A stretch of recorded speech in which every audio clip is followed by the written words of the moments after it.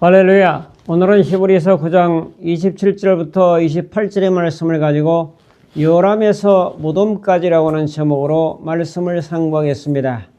특별히 오늘은 죽음에 대한 부분을 상고하면서 은혜를 나눌까 합니다. 성경 봉독합니다. 히브리서 9장 27절. 한 번 죽는 것은 사람에게 정해진 것이요 그 후에는 심판이 있으리니. 28절.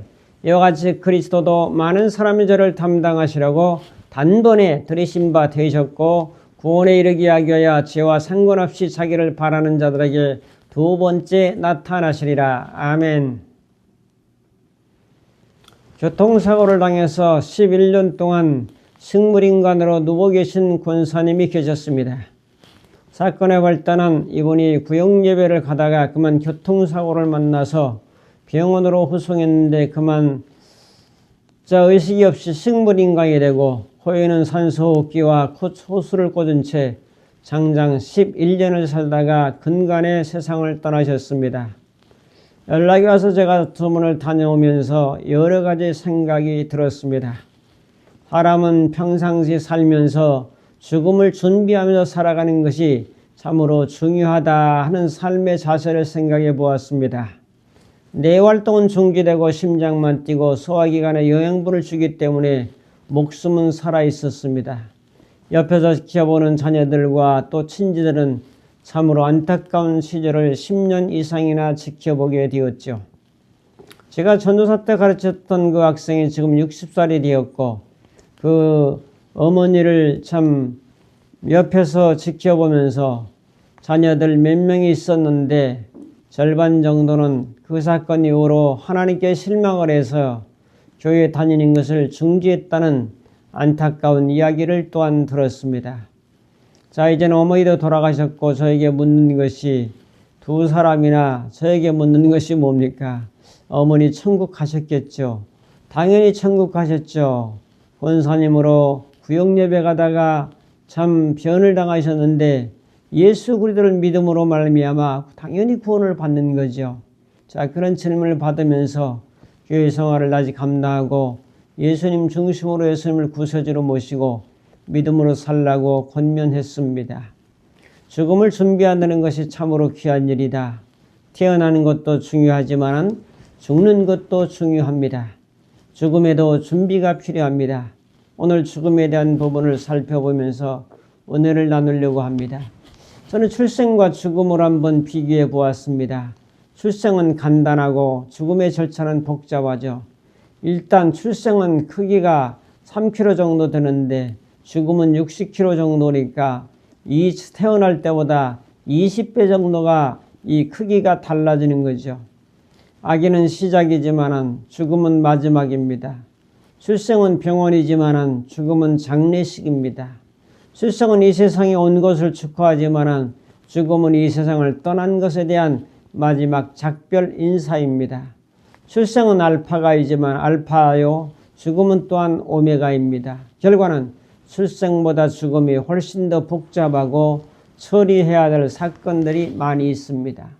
오늘 본문에서도 한 번 죽는 것은 정한 이치라고 말씀합니다.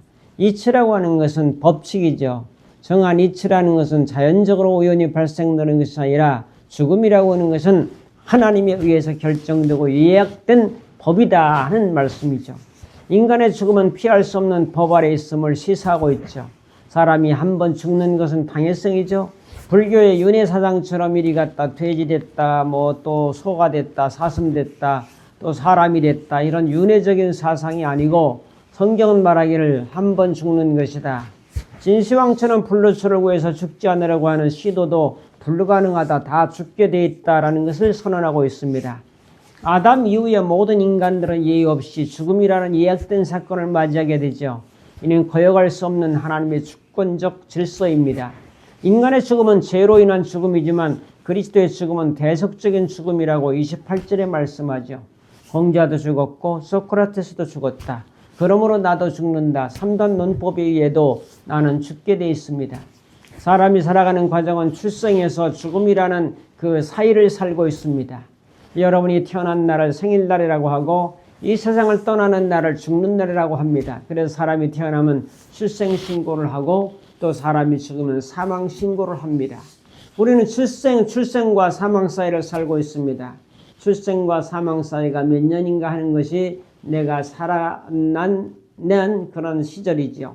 출생부터 사망까지 84년이라면 84세를 산 것입니다. 2025년 통계청에 의하면 평균 수명은 84세 정도로 발표되고 있습니다. 여자는 남자보다 6세를 더 산다고 하죠. 오늘의 말씀을 통해 주시는 영감의 음성은 무엇입니까? 첫 번째로 죽음이란 무엇인가?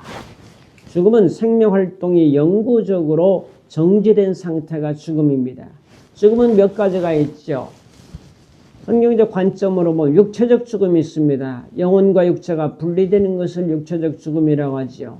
소크라테스나 또한 플라톤의 입장이 이와 같습니다. 창세기 35장 18절에 보면 그가 죽게 되어 그의 혼이 떠나려 할 때에 아들의 이름을 베논이라 불렀으니 그의 아버지는 그를 베냐민이라 불렀더라. 그래서 이제 죽는 거죠. 라헬이 죽음의 곳 에브랏 곧 베들레헴 길르에 장사되었다라고 말씀하면서 육체가 죽는 거죠.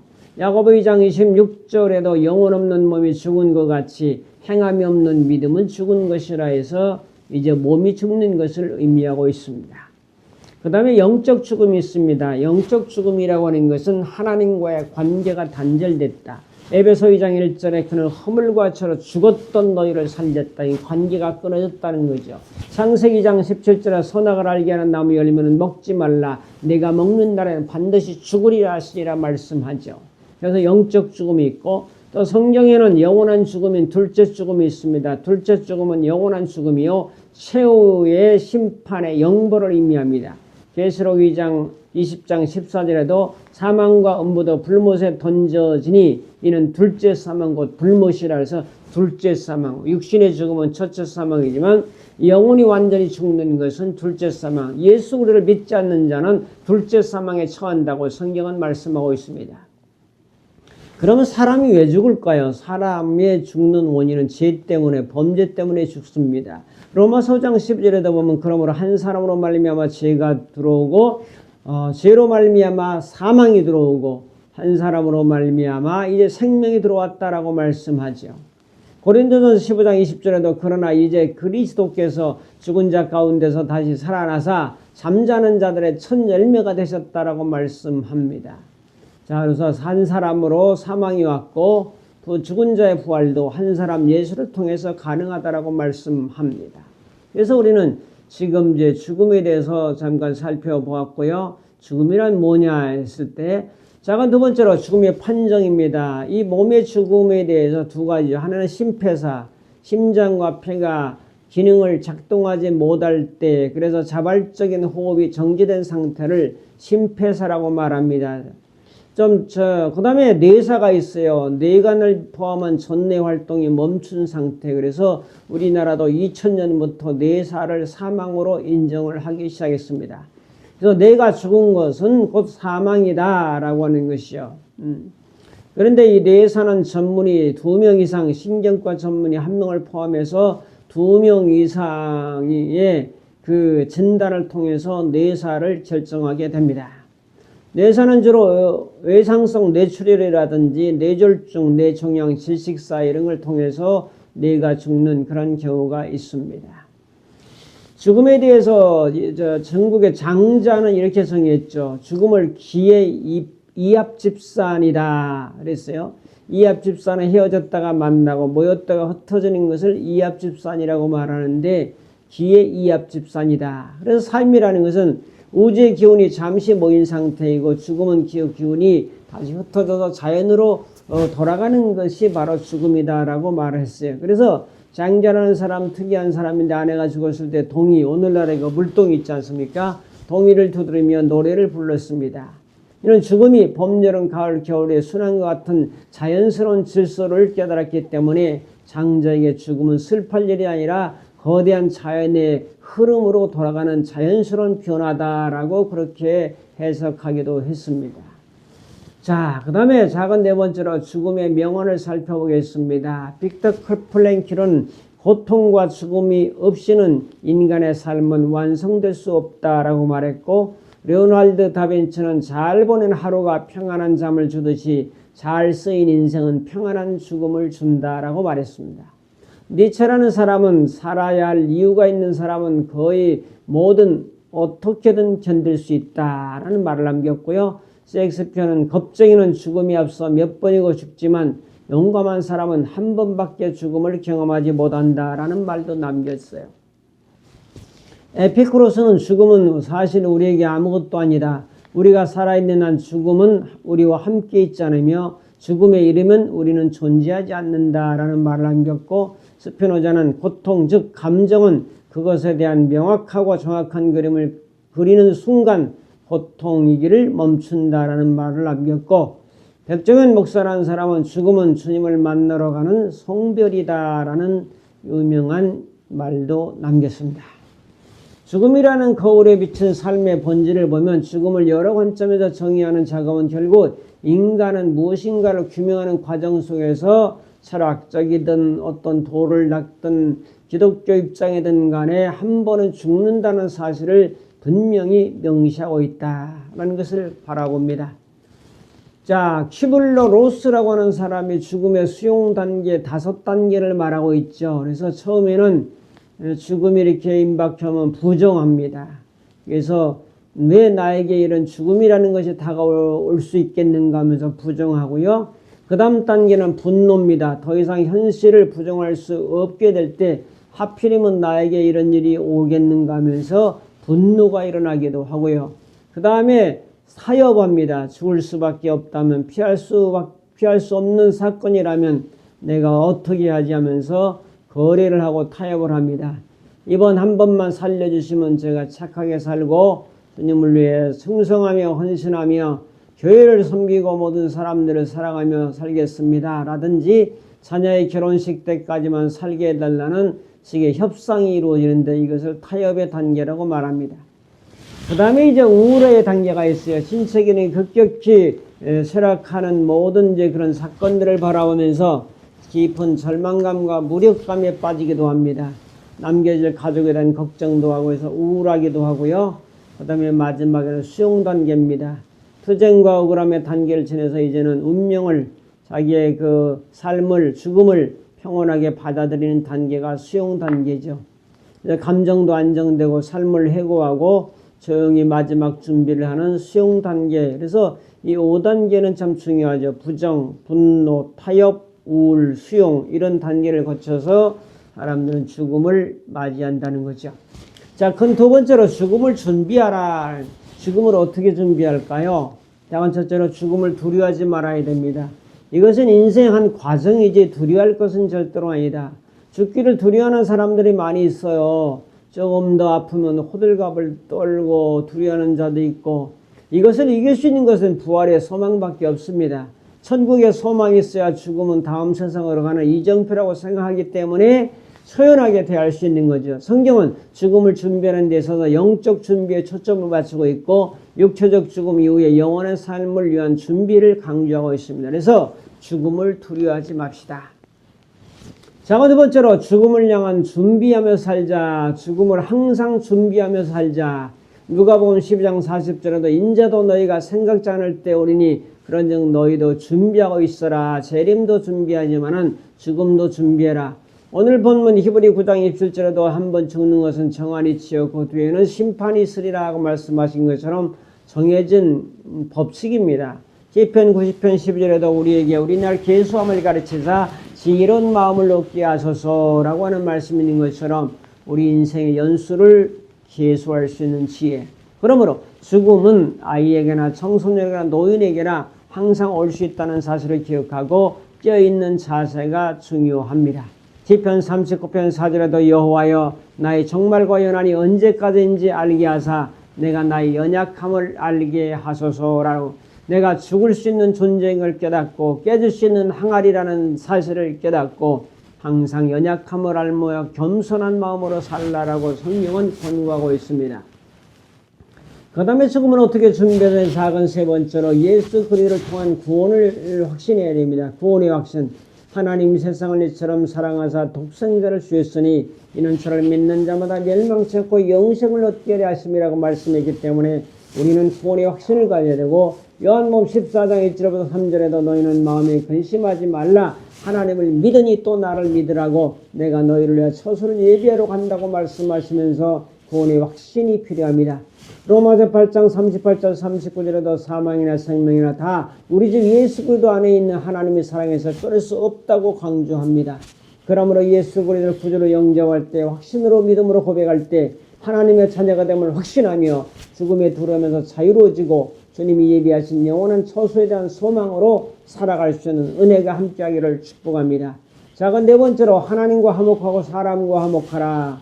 죽음을 앞에 두고 있는 사람들은 고린도서 5장 18절 20절에 있는 대로 모든 것이 하나님께로 났나니 저가 그리도 말미암아 우리를 자기와 화목하게 하시고 우리에게 화목하게 하는 직분을 주었다고 말씀합니다. 그래서 우리는 화목하게 하는 직분의 소유자들이죠. 하나님과 화목하고 사람과 화목하라. 신화하고 인화하라고 성경은 말씀하고, 마태복음 5장 23절 이하에도 제단에 제물을 드리려다가 이제 서로 원망들을 많은 게 있으면 먼저 형제와 화목하고 그 후에 와서 예물을 드리라라고 말씀하고 있습니다. 자, 마지막 작은 다섯 번째죠. 천국의 소망 가운데 살라. 빌립보 1장 21절에 내게 사는 것이 그리스도니 죽는 것도 유익하다 하면서 죽는 것에 대한 두려움에 대한 말씀을 성경은 한 군데도 말하고 있지 않고 유익하다라고 받아들여야 될 질서인 것을 말씀합니다. 빌립보 3장 20절에도 우리의 시민권은 하늘에 있는지라 라고 말씀하잖아요. 우리의 낮은 몸을 자기 영광의 몸같이 변케 하신다고 말씀하고 있습니다. 자, 고린도서 5장 1절 2절에 보면 만일 땅에 있는 우리의 장막집이 무너지면, 그래서 이제 하늘에 있는 영원한 집을 간절히 사모하느니라. 그래서 이 육신의 이 집을 장막집, 육신의 장막집, 우리의 이 땅의 장막집, 영원한 장막집은 이제 부활체로 살아가는 모습이죠. 그러므로 세상에 집착하지 않고 영원한 관점에서 삶을 평가하면서 천국을 기대하면서 현재 어려움들을 극복하고 이기고 주님의 재림을 소망하면서 나가야 될 줄로 믿습니다. 작은 여섯 번째로 하나님의 뜻을 이루며 충성된 삶을 사는 것이 죽음을 준비하는 거죠. 착하고 충성된 자가 내가 잘하였도다 라고 하면서 마태복음 25장 21절에 있는 말씀처럼 우리는 충성스러운 삶을 살아가는 거죠. 고린도전서 15장 58절에도 사랑하는 내 형제들아 견실하며 흔들리지 말고 항상 주의 더욱 힘쓰는 자들이 되라 라고 말씀하시면서 충성을 말씀하고 있고, 마지막 작은 일곱 번째로 보면은 성경적 인물의 죽음 준비를 보면 야곱도 죽음을 준비했죠. 죽기 전에 12 아들에게 전부 예언을 해주었고, 바울도 디모데후서 4장 6절부터 8절에 보면 나는 이미 부어지고 나의 떠날 때가 가까웠다. 선한 싸움을 싸우고 달려갈 길을 마치고 믿음을 지켰으니 의의 멸류관이 나를 위해서 예비되었다라고 하면서 죽음을 또한 준비했죠. 스데반도 사도행전 7장 54절에 보면 죽음 앞에서 담대히 그리스도를 증거하면서 주 예수여 내 영혼을 받으시옵소서라고 하면서 이 죄를 저들에게 돌리지 말라고 사죄의 기도를 하고 세상을 떠나게 됩니다.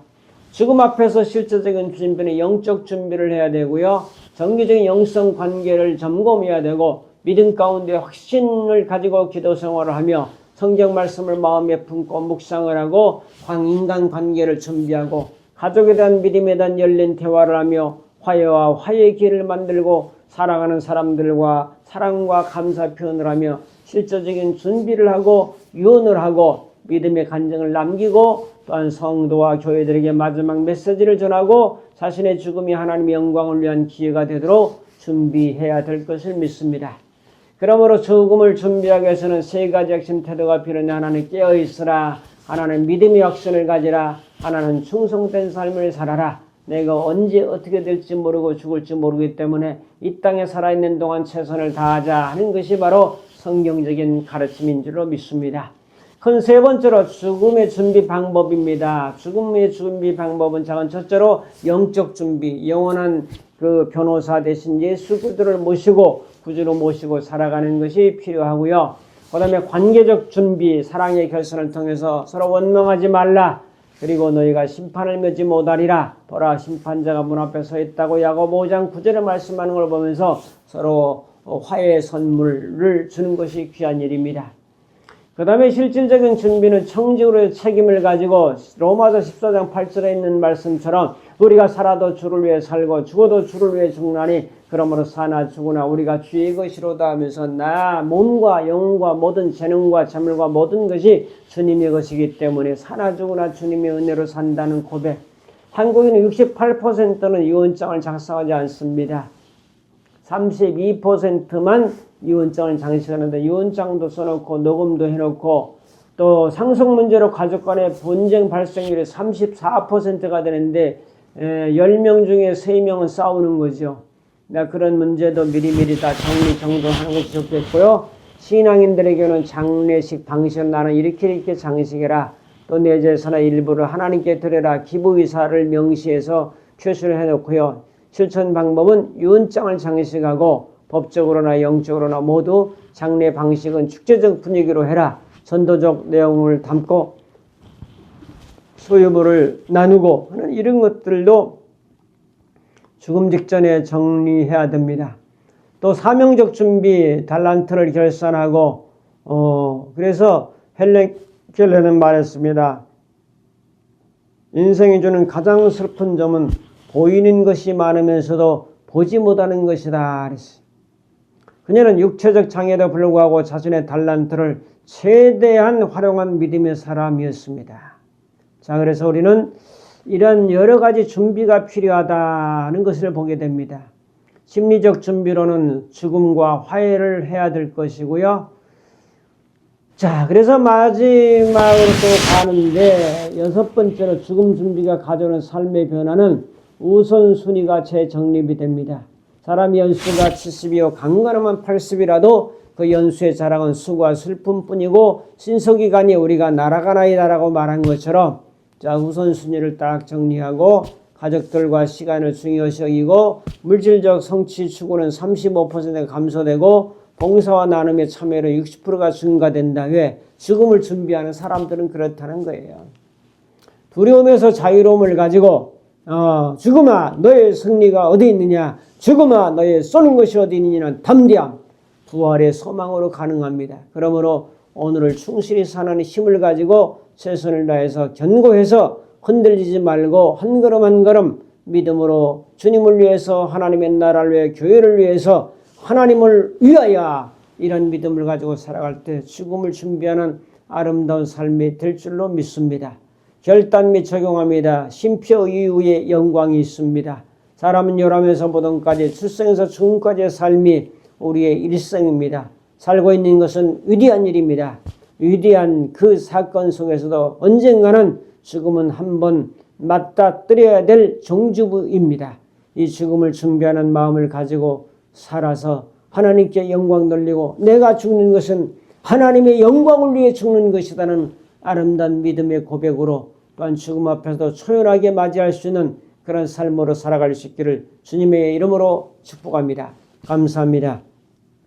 사랑이 많으신 아버지 하나님, 죽음 앞에 초연하게 하시고 죽음 이후에 다음 생을 바라보게 하시며 구원의 확신과 믿음을 가지고 이 땅에 살아가는 동안 최선을 다하며 살아가는 위대한 역사가 나타나도록 은총을 베풀어 주옵소서.